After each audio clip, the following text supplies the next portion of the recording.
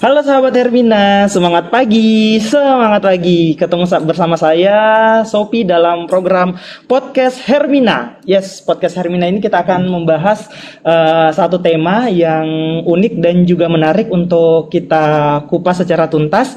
Dan tentunya bersama dengan narasumber yang berkompeten di bidangnya. Dan telah hadir bersama saya pada kesempatan hari ini ada Dr. Sulfitri. Halo, Dr. Sulfitri merupakan dokter spesialis saraf ya di Rumah Sakit Hermina Kendari. Nah, untuk di episode kali ini kita akan membahas yang sangat ini rasa-rasanya seru untuk dibahas, apalagi di kalangan anak-anak muda ya. Jadi untuk tema kali ini adalah seberapa parahkah atau apakah film porno atau film dewasa itu berpengaruh terhadap otak. Nah, boleh dok dijelaskan sebenarnya video porno itu berpengaruhkah terhadap otak, disebabkan karena apa, dan bagaimana cara penanganannya? Silakan dok. Sebenarnya kalau kita berbicara masalah konten porno, bukan otak saja yang dirusak, semua aspek itu tidak ada yang menunjukkan positif, semuanya negatif. Nah, kenapa bisa dikatakan berpengaruh pada otak? Karena di dalam penelitian dikatakan bahwa jika kita kecanduan terhadap konten pornografi dapat merusak lobus ataupun bagian otak di bagian depan, namanya itu prefrontal cortex. Nah, bagian otak bagian depan kita ini yang namanya prefrontal cortex tadi, itulah yang membedakan kita dengan hewan. Karena disitulah tempat kita untuk mengatur fungsi eksekutif, bagaimana cara kita membedakan mana yang baik dan buruk, mengambil keputusan, seperti itu. Eksekutif kognitif. Istilah ininya fungsi kortikal luhur ya. Jika terjadi adiksi atau kecanduan terhadap pornografi, itu dapat menyebabkan kerusakan daerah tersebut. Kok bisa sih? Bisa karena kecanduan pornografi bisa langsung rusak? Tidak, sebenarnya kan pertama terpapar dulu nih. Terpapar, nonton. Terus yang kedua mulai kecanduan. Nonton lagi. Ada konten yang baru, nonton lagi. Yang ketiga, kecanduannya semakin meningkat, sudah tidak terbendung lagi. Pokoknya dimanapun dia bisa akses. Dan terakhir itu mulai rasa-rasa kehilangan rasa ya, desensitisasi misalnya. Sudah tidak, dia melihat konten-konten porno itu sudah tidak sama dengan sebelumnya, biasa aja. Terus yang terakhir itu adiksi. Bagaimana dia mewujudkan dia punya fantasi itu. Nah, itulah yang berbahaya, bisa-bisa dia bikin pencabulan di orang-orang kan. Nah, kok bisa sih adiksi bisa atau kecanduan itu bisa merusak otak? Yang pertama kan ada zat-zat kimia dalam tubuh kita, dopamin dan endorfin. Nah, sebenarnya bagus untuk tubuh kita karena membersihkan rasa nyaman, membuat kita bahagia. Nah, tapi kalau dia terhiperstimulasi atau rangsangan yang berlebihan, otak kan akan bekerja lebih ekstrim.